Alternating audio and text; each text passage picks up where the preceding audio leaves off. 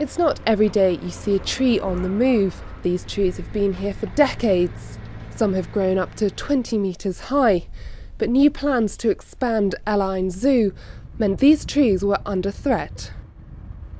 But rather than facing the wood chipper, developers decided to rescue and rehome these trees. The first time that tree boxing has been done, and it's certainly the first time it's been done on this scale within the United Arab Emirates. This is an approach that you'll see in the US and Australia and increasingly Europe, but its application to desert-adapted trees is a breakthrough. So why do these trees need to be rescued?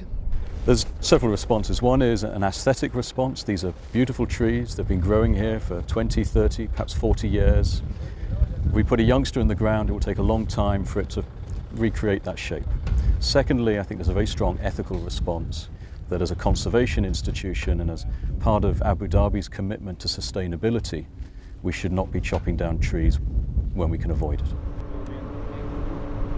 The roots of each tree are carefully dug around. It's then boxed, lifted onto a lorry and stored in the wildlife park's nursery.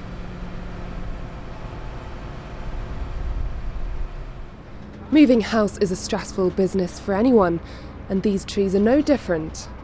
Each tree is carefully nursed through every aspect of their rehoming. Some of the trees are more difficult to move and tend to go into a little bit of stress more quickly than others.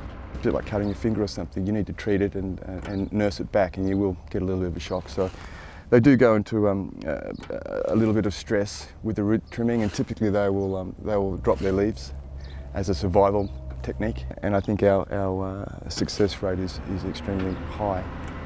I think a lot of people probably expected it to fail. It hasn't. So so far so good. Phase 1 of the Elaine Wildlife Park development is already well underway. The tree rescue team have already salvaged around 500 trees, as you can see down in the nursery behind me. These will be looked after for a few years and then replanted in the wildlife park. The team hope to rescue a total of 1,500 trees over the next year.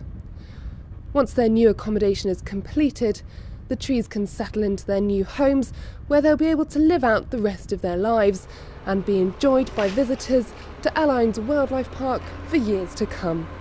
Sarah Head, Inside the National.